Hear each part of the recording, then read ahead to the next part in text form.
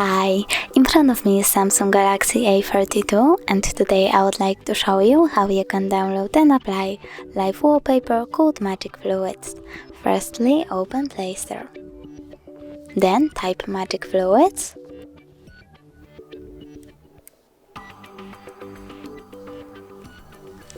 And download this app from this developer.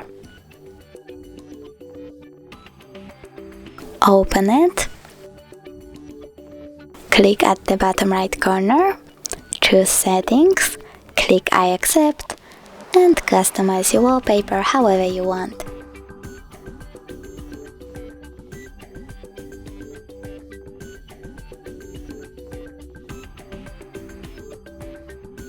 When you're done, click at the top right corner and bottom right corner again.